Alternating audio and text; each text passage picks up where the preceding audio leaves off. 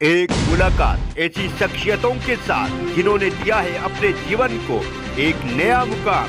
रूबरू कराएंगे ऐसी कुछ हस्तियों के साथ एक खास शख्सियत के साथ मुलाकात जयदेव पटेल के साथ नंबर 1 इंडिया न्यूज पर रात। नमस्कार दोस्तों, मैं जयदेव पटेल, आपका एक बार फिर स्वागत है एक खास शख्सियत के साथ मुलाकात प्रोग्राम में। आज हम बात करेंगे यूपी में योगी आदित्यनाथ की सरकार पर फेरबदल की जो अटकलें थी उन पर विराम लग गया है। अब कोई ऐसी चर्चा नहीं है, सीएम योगी के नेतृत्व में ही अगला चुनाव लड़ा जाएगा। अब देखना यह है कि विपक्ष कितना तैयार है। इसी पर आज का सवाल है कि क्या यूपी में अब सिर्फ योगी मॉडल चलेगा। इसी पर चर्चा करने के लिए हमारे साथ खास मेहमान इस वक्त जुड़ गए हैं। भारतीय जनता पार्टी के प्रवक्ता राजेश पंडित, कांग्रेस की प्रवक्ता अनुमा आचार्य। अनुमा आचार्य, मैं आपसे शुरुआत करता हूँ कि क्या आपने सोचा था कि आप 2022 में भी सीएम योगी का ही सामना करेंगे, क्योंकि इस साल भी उन्हीं के नेतृत्व में चुनाव लड़ा जाएगा। अब सवाल यह है कि आप लोग तैयार हैं, क्योंकि जिस तरह से सीएम के स्टेटमेंट है वो पहले से ज्यादा मजबूत दिखाई दे रहे हैं। ऐसे है कि हम ये समझ लें कि जनता लोकतंत्र में निर्णायक होती है। तो अभी जो पिछला चुनाव लड़ा गया था वो आपने और हमने सब देखा है कि उसमें कोई योगी आदित्यनाथ उसका चेहरा नहीं, उसका चेहरा नरेंद्र मोदी बीजेपी ही थी। तो योगी आदित्यनाथ का आना वो उनके अपने समीकरण भाजपा में हो सकते हैं, तो उसके कारण हुआ, लेकिन चुनाव उनके चेहरे पर नहीं लड़ा गया। और अगर उनके चेहरे पर चुनाव लड़ा जाए तो ये बहुत साफ दिख रहा है कि विपक्ष भले ही, मैं अपने पार्टी के बारे में मानती हूँ कि पिछले बार हमने कोई मार्ग नहीं बनाया और अभी हमारी बहुत ज्यादा सरगर्मी नहीं दिख रही है।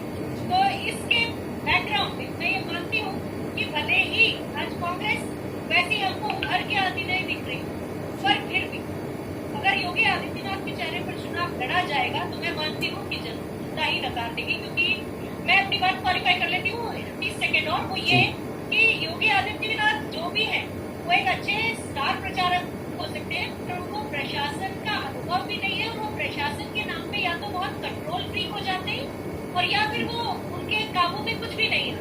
तो इस पूरे कहानी से ये होता है कि जो एक प्रशासन है राज्य का चलना चाहिए, उसकी सुचारू व्यवस्था नहीं हो पाती, तो जनता को भी दिखता है। इसमें मैं बहुत बड़ा ऐसा कोई ये नहीं है कि मैं चूंकि कांग्रेस की समर्थक हूँ और कांग्रेस को बहुत पसंद करती हूँ, उसकी विचारधारा को, ये उससे ताल्लुक नहीं है।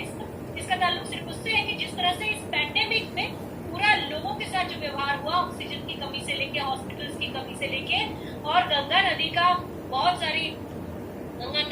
सारी लाशों का बहना और ये सारी चीजें, इन सब से वो निर्णय होगा। इसमें विपक्ष के बारे में मैं ये कह दूंगी नहीं, विपक्ष बहुत मजबूत है, तो इसलिए नहीं, जनता भी करेगी। जी राजेश पंडित जी, आप शायद बेहतर जवाब दे पाए इस पर। जयदेव भाई, जैसे कि डिबेट के प्रारंभ में शुरू में ही अनुमा जी ने कहा कि यहाँ बहुत सभ्य और शालीन तरीके से, बिल्कुल निश्चित रूप से सभ्य और शालीन तरीके से हम लोग अपने विचार रखेंगे। और अनुमा जी ने एक बात अभी बड़ी अपनी ओर से स्वीकार करते हुए कही कि ऐसा उन्हें लगता है। तो ऐसा उन्हें लगता है, जनता को क्या लगता है? ये जनता ने विगत वर्षों में पिछले चुनावों में भी अपने पूर्ण समर्थन और पूर्ण आशीर्वाद ने प्यार के साथ बताया है। और भारतीय जनता पार्टी जो कि नाम से ही सर्वविदित है, सबको पता है कि भारत की जनता की पार्टी, तो भारतीय जनता पार्टी इस बार भी 2022 में माननीय मुख्यमंत्री आदित्य योगीनाथ जी के नेतृत्व में उत्तर प्रदेश में निश्चित रूप से पूर्ण बहुमत से सरकार बनाई। और जो कोरोना काल में जो बन रही है, जो परेशानियां रही, जैसी परिस्थितियां रही, उनको जिस तरह से हैंडल किया है, जिस तरह से उनको आवाज देखिए आप कि किस तरह से स्थिति को कंट्रोल में लेके आए। और रही बात जनता, तो जनता बेहतर सारी बात समझती है कि कौन उनके सबसे दुख और दुख दर्द करता है। जी अनुमा आचार्य जी, लेकिन वैक्सीन का मुद्दा हमेशा से विपक्ष उठाता रहा है, लेकिन ये तो मोदी जी के भाषण में लास्ट टाइम जब जिन्होंने देश को संबोधित किया था उस समय ये चीजें भी क्लियर कर दी कि अब राज्यों को फ्री में वैक्सीनेशन मिलेगा। ऐसा है कि जो चीजें हमें हक की तरह मिलनी चाहिए उसको एहसान की तरह देने का कोई औचित्य समझ में नहीं आता। इस देश में वैक्सीनेशन का इतिहास 1940 से रहा है, बल्कि जब अंग्रेज थे ना, उस समय जब प्लेग हुआ था महामारी फैली थी उसके बाद ही पहला जो पैंडेमिक एक्ट था 1897 का वो अपने लागू कर दिया गया था। उसको अभी थोड़े दिन पहले ऑर्डिनेंस से खाली सुधारा गया है, उसको नया एक्ट कभी भी नहीं बना है। तो वैक्सीन जो है हर एक भारतवासी का फ्री वैक्सीन पर हक है। प्रधानमंत्री ने जो उनको खुद को करना था, पहले तो उन्होंने उसका ठीकरा फोड़ा राज्यों के ऊपर, और फिर सुप्रीम कोर्ट का भी दबाव था, सुप्रीम कोर्ट का ज्यादा दबाव था। विपक्ष को तो वो सुनते नहीं है, कुछ समझते नहीं है। तो विपक्ष ने हमेशा इस बात की पैरवी की कि भारत की जनता का हक फ्री वैक्सीन पर है। और मैं एज अ प्रोफेशनल, मेरा तो प्रोफेशनल था 24 साल तक, मैं ग्लोबल टेंडरिंग ही करती थी, तो मैं पहले दिन से जानती थी। और मैंने जब मनमोहन सिंह जी की चिट्ठी पढ़ी थी, उसमें भी साफ लिखा था कि टेंडरिंग सरकार करे, खरीदे सरकार, लेकिन जनसंख्या को देखते हुए सभी राज्यों को वो प्रदान करे वैक्सीन। तो उसको हमेशा गलत तरीके से प्रस्तुत जैसे किया गया सत्ता पक्ष के द्वारा, कि विपक्ष जो था वो डिसेंट्रलाइजेशन चाहता था। विपक्ष ये कहता था कि डिसेंट्रलाइज करिए, कंट्रोल मत करिए, लेकिन खरीदिए आप। और हमेशा ग्लोबल टेंडरिंग केवल केंद्र ही कर सकता है। अलग अलग राज्य अपने लिए अलग अलग जहाज नहीं खरीदते, एयरक्राफ्ट नहीं खरीदते, अलग अलग आयुध नहीं खरीदते। तो ये केंद्र की ही जिम्मेदारी पहले दिन से थी। 5 महीने के बाद उन्होंने इसके ऊपर एक्शन लिया है। इतना देर करने के बाद वो ये भी चाहते हैं कि हम लोग एहसान माने। कैसे होगा आप बताइए। जी राजेश जी, एक तो हनुमान जी की बात का आप रेस्पॉन्स कीजिए, और उसके साथ एक और मेरा सवाल भी आप मैं जोड़ रहा हूँ कि जैसे कि अभी आप देख रहे हैं सारे बॉर्डर पर दिल्ली के किसान बैठे हुए हैं। किसान पश्चिम बंगाल भी गए थे, किसान दूसरे राज्यों में भी गए थे, और वहां पे निश्चित तौर से बीजेपी की हार भी हुई है कहीं ना कहीं। तो ऐसे में अब यूपी के इलेक्शन भी सामने आ रहे हैं, तो किसानों का ये भी कहना है राकेश टिकैत का कि अब उत्तर प्रदेश भी वो लोग जाएंगे। तो इस पर आपने क्या प्लान बनाया है? देखिए, पहले मैं हनुमान जी ने जो कहा है, उन्होंने एक बात प्रमुखता से रखी है। एक बात उन्होंने कही है कि एहसान मत कीजिए। एहसान माननीय प्रधानमंत्री जी ने एक बार नहीं 1000 बार ये उल्लेखित कहा है, किया है और कह रहे हैं, और ये सत्य भी है कि वो प्रधानमंत्री का प्रधान सेवक था। तो निश्चित ही रूप से देखिए, देश बड़ा है, देश की जनसंख्या आप सबसे छिपी नहीं है, और 135 करोड़ से भी कहीं ज्यादा की जनसंख्या वाले हमारे देश में जिस तरह से वैक्सीनेशन का काम लगातार चल रहा है, सारी चीजें हो रही हैं, और कोई एहसान नहीं होता कि ये देश हम सकता है। तो मैं नहीं समझता कि इसमें कोई एहसान जैसी बात नहीं। अपना एहसान आपको खुद आपने कहा, मैंने कहा ना कि आपका खुद का अपना व्यक्तिगत विचार हो सकता है, यहाँ एहसान जैसा कुछ नहीं। मैं वही कह रही थी आपसे कि बात ये है कि अगर ऐसा नहीं था तो 5 महीने पहले अपनी जनता के लिए ये एक्शन के लिए जाते। इसके लिए किसी को कहना ही नहीं पड़ता। बहुत सी चीजें हैं जो हम लोगों को बतानी इसलिए पड़ती हैं कि ठीक है 70 साल की कहानी तो बहुत बार हुई, लेकिन 70 साल में जो प्रशासन कांग्रेस ने रखा उसके कारण सब चीजों के सिस्टम बने। वो सिस्टम क्यों फेल होते हैं? क्योंकि हम उन सिस्टम्स को समझते नहीं है। एक एक चीज होती है, एक एक जगह आग लगती है, उधर उधर हम बुझाने चले जाते हैं। तो जो सिस्टम बने हैं उनको अगर हम निरंतरता रखेंगे, पर फोकस रखेंगे हम उनके ऑब्जेक्टिव्स, जैसे मैं आपको बता रही हूँ कि जैसे आर्म फोर्सेज में हम करते हैं, जिसका काम उसी को साझे, तो वो आपके यहाँ भी होता होगा। आपके घर में आपकी पत्नी का एक काम है, फिर बच्चे का एक आपका काम है, आपकी माता जी का एक काम होगा, और एक आपका काम है। बांट के किया जाता है, जैसे श्रमदान, मतलब श्रम विभाजन की तकनीक कहते हैं, आपने भी पढ़ा है। तो ये श्रम विभाजन इस सरकार के साथ नहीं है। सारे लोग प्रसिद्धि के लिए मोदी जी के पीछे पांच में खड़े हो जाते हैं, अपने अपने हिस्से का काम नहीं करते। या मोदी जी उनको करने नहीं देते। मैं कैसे कह दूं कि वो नहीं करते, या मैं ये भी कैसे कह दूं कि मोदी जी करने नहीं देते, क्योंकि रक्षा मंत्री का वक्तव्य जयशंकर प्रसाद दे जाते हैं, स्वास्थ्य मंत्री की कहानी हरदीप सिंह पुरी कर जाते हैं, किसी और का होता है तो कृषि मंत्री का तो पीयूष गोयल आ जाते हैं। समझ ही नहीं आता कि किसका विभाग किधर है। राजनाथ सिंह जी उस दिन एजुकेशन विभाग की मीटिंग ले रहे थे। तो ये इस तरह से जहाँ भी काम होता है उसे हौच पौच कहा जाता है। ये नहीं कहा जाता कि हमारे सारे मंत्री सक्षम है, ऐसा नहीं कहा जाता। अपने यहाँ हर जगह, घर में भी, चाहे किसी दुकान में भी, चाहे किसी कॉर्पोरेट, हर एक की जिम्मेदारी नियत होती है, तय होती है, तब वो सुचारू रूप से चलता है। ये मेरा एक मुद्दा है। राजेश जी, एक तो ये, और एक मेरा पहले सवाल इसका आपने रेस्पॉन्स नहीं दिया अभी तक किसानों की बात पे। नहीं, पहला जयदेव आपका पहला सवाल क्लियर हुआ नहीं, क्योंकि बहुत बहुत कंजक्शन है ऑडियो में। आप दोबारा पूछिए अपना सवाल, मैं यहाँ सवालों के जवाब देने जी, मेरा ये सवाल था बात करने ही कि बैठा हूँ। किसान आंदोलन को लेकर के किसान जिस तरह से उत्तर प्रदेश भी गए, सॉरी उत्तर प्रदेश अब जाने की तैयारी में है, उसके पहले पश्चिम बंगाल गए और दूसरे राज्यों में गए, और जिन जिन राज्यों में किसान गए आपके अगेंस्ट में, वहां वहां आपको हार का सामना करना पड़ा है। तो ऐसे में किसानों का आप भी कहना है राकेश टिकैत का कि हम उत्तर प्रदेश भी जाएंगे, तो आपने उसके लिए क्या प्लान बनाया है? देखिए, किसान ही हमारे भाई हैं, किसान, और किसानों से वार्ता डे वन से चल रही है, प्रथम दिन से उनसे वार्ता चल रही है, वार्ता के सारे रास्ते खुले और स्वतंत्र है। देश में कोई नहीं आ जा सकता है। ये सब विषय है कि किसानों से प्रथम दिन से वार्ता चल रही है, तब से लेकर आज तक वार्ता चल रही है, और वार्ता के सारे रास्ते खुले, संवाद से ही हल होगा निश्चित तौर।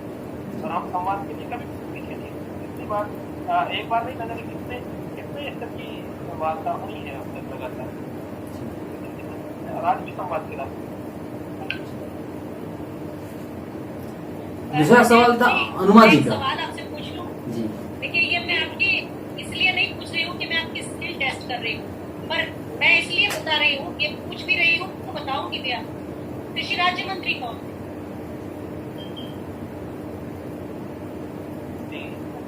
ये मेरी बात का प्रमाण दे रही हूँ।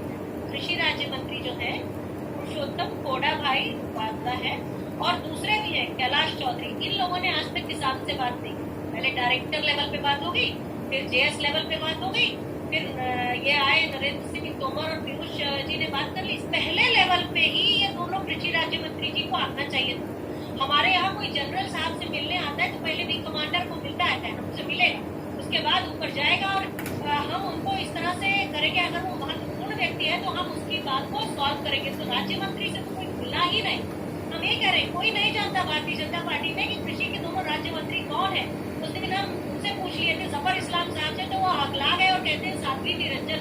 तो हम नहीं चाहते कि ये फोरम्स में हम, बस क्या है ना, दिक्कत यह है कि प्रशासन चला, हम कह रहे हैं, आपकी बात से सहमत है कि आप लोग ना, आपको जनता ने बहुत बहुत सारा एक अपना विश्वास दिया, जनता ने बहुत आस्था रखी, लेकिन जनता को क्या चाहिए? सुचारू प्रशासन चाहिए होता है जनता को।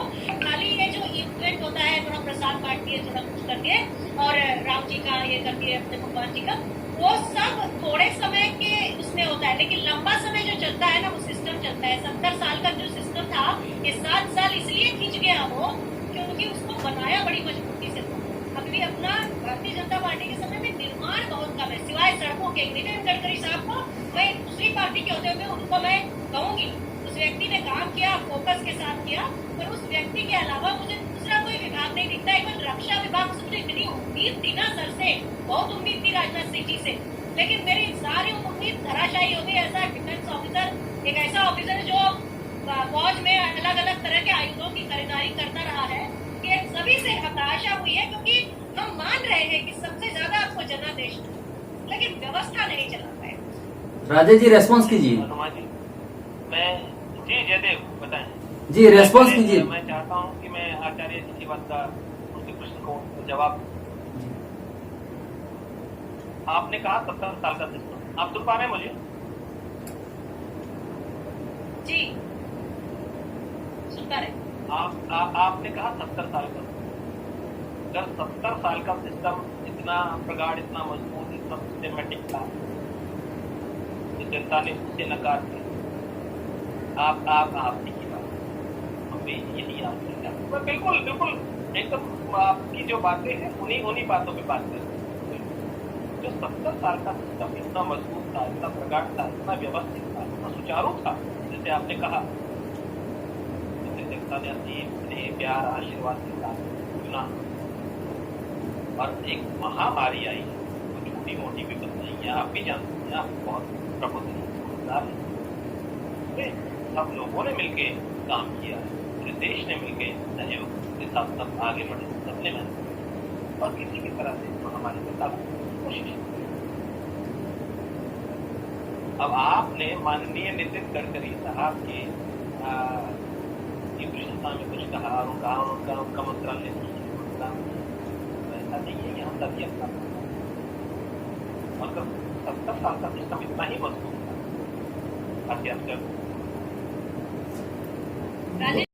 लोग बाग लोगों ने असल में वर्स्ट नहीं देखा, उन्होंने देख लिया है जो आपको विश्वास मिला, आस्था मिली, वो किस चीज की मिली आप भी जानते हैं, मैं भी जानती हूँ। एक तो बीजेपी आईटी सेल ने भयंकर तरीके से आधे झूठ ऐसे फैलाए और पूरे झूठ भी फैलाए, एक तो वो है।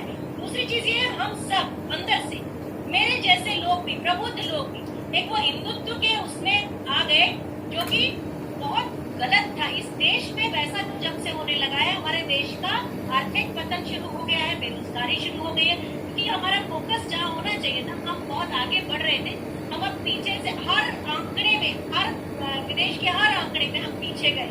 उसका कारण सिर्फ यही है कि जो उन्माद का, लोगों ने उन्माद भर के आपको चुना और लोगों ने कितना सोचा जो स्टैंडर्ड सिस्टम है वो वैसा ही चलता रहेगा, जो चीजें पहले बनी है, जिस तरह से सब विकास होते रहे वो वैसे ही रहेंगे और साथ में हमको एडिशनल इनकम, ये वाली कहानी मिलेगी।